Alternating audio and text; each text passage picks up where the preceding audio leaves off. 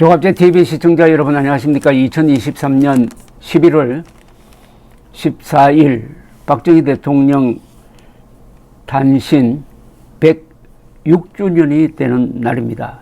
국민의힘은 요사이 이준석 문제를 놓고 머리를 싸매고 있습니다.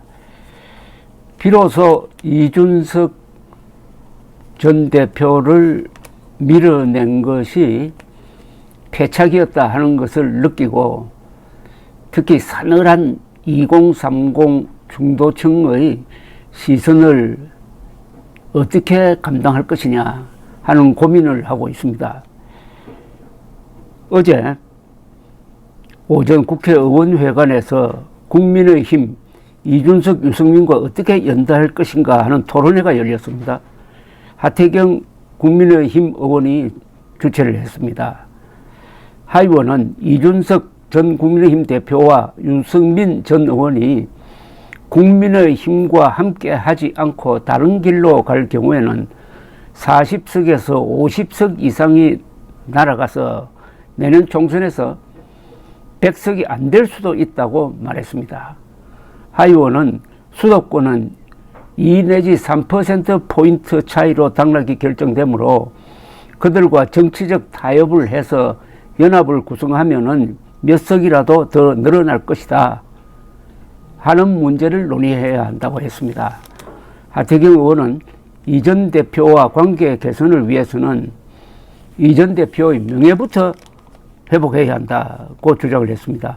박성민 정치 컨설팅 민 대표는 이준석, 유승민 신당 창당 여부를 놓고 이준석 전 대표는 지난해 자신에 대한 징계 사태와 연관되어 있는 소위 윤핵관 등 여권 내 주축 세력이 어떤 식으로든 책임을 진다는 전제하에서만 국민의힘에 남을 것이라고 했습니다. 그러나 여권이 국정기조에 변화를 보인다면 이준석 전 대표가 당을 떠날 동력이 사라지고 신당 창당 또는 제3지대 합류 등을 진행한다 해도 파괴력이 떨어질 것이라고 전망을 했습니다. 아주 흥미로운 분석입니다.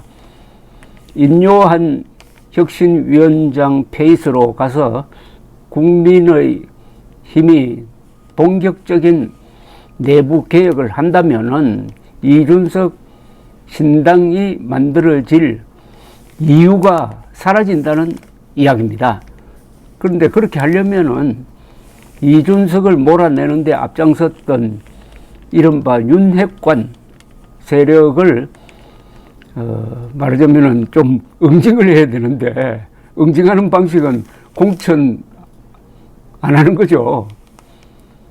그 정도 하면은 이준석도 마음을 돌리고 선거대책위원장이라든지 뭐 이런 직책을 맡아가지고 떠나간 2030 그리고 중도층을 다시 끌어들이는데 간판 역할을 할 수 있을 것이다. 이런 논의를 어제 국민의힘이 했다는 겁니다. 제가 한 달여 전부터 이준석 문제를 해결하지 않고는 총선 대책이 나올 수가 없다.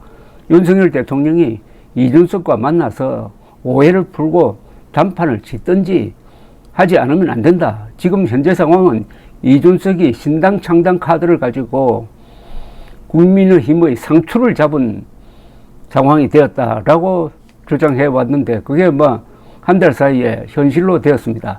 그러나 일부 강성 보수 또는 부정선거 음모론자들 그리고 기성 언론은 아직도 이준석 전 대표에 대해서 싸가지가 없다, 부르장머리 없다, 왜 영어 쓰느냐 하는 이런 아주 단세포적인 비판을 하고 있는 사이에 정치판의 큰 흐름이 완전히 지금 다른 방향으로 가고 있습니다. 불과 1년 사이에 윤석열과 이준석의 힘의 관계가 이렇게 바뀌고 말았습니다. 아직도 결자해지는 윤석열 대통령이 해야 합니다. 김기현, 인요한 이런 분들이 윤석열 대통령과 반대로 가는 결정은 할 수 없을 것 아니겠습니까? 감사합니다.